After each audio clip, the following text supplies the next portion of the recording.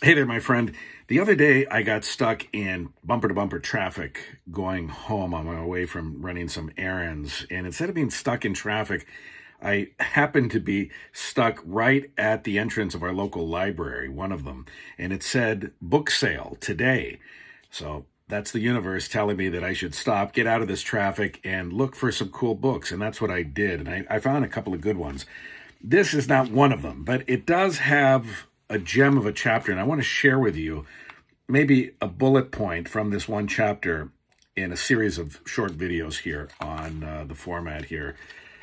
This is the book, A Guide to Living in Balance by Dr. Frank Caprio. This edition came out in 1972 or so, right around when I was 1 or 2 years of age. And I opened it up in the spine, and look, it just fell apart on me. I don't like doing this to books, and I certainly didn't do it intentionally. I just opened it, and the spine cracked. It's kind of like when I get out of bed every morning.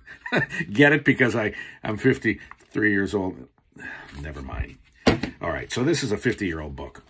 The book was very, very strange, very weird. I didn't like the book. It had a lot of interesting things weird things on marriage, on neuroticism, on even suicide, and I thought I would enjoy the book more than I did. That's why I picked it up. This one was actually in the free stack, so I didn't spend any money on this book, but and I got exactly what I paid for it. But I got a chapter out of it that's a real gem, and unfortunately, or maybe fortunately for these purposes, this is the chapter. It came apart on me. So I'm going to do a video on each of these points, I think, because they're worth looking at. And all these 50 years plus later, they are still useful.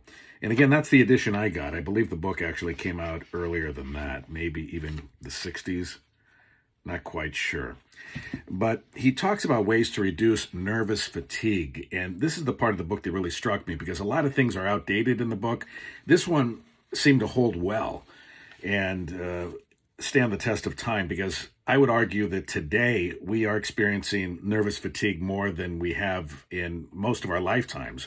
Maybe even ever. I don't know if that's fair to say, but we are experiencing a lot of nervous fatigue. He thought we were in the 1970s. I lived through the 70s. Believe me, they were some pretty rough times from what I remember and what I understand from history.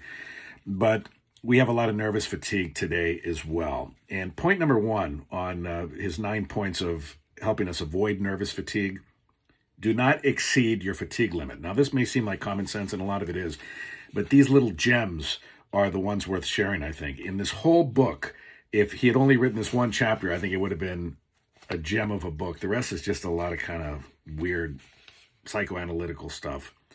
So point number one, do not exceed your fatigue limit. Overwork is not always the main cause of fatigue, he writes. It's not the amount of work we do, but the manner in which we do that work that is tiring.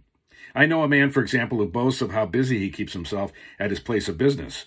When he comes home, he is peevish, complains to his wife of how worn out he feels. We'd call that burnout today.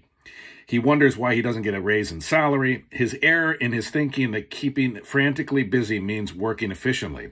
Unfortunately, my friend hasn't learned the secret of economizing his energy, doing things in a relaxed way. Budget your energy as you budget your money, not squander it. Don't try to crowd into a day's program more than you could accomplish well. Working in excess of a reasonable number of hours is equivalent to overeating. It causes mental indigestion. I like that, and there are 8 more points that I'll do in separate videos for you here. If you like what you hear and you like this kind of stuff, I live for this kind of stuff. I love it. Please check out my Hughs from the Heart podcast, available everywhere podcasts are found, and at hughsfromtheheart.com. Thank you, my friend, for watching, and we'll do another bullet point until we get to all 9 of these with time. So thanks a lot for joining me and sharing these with me.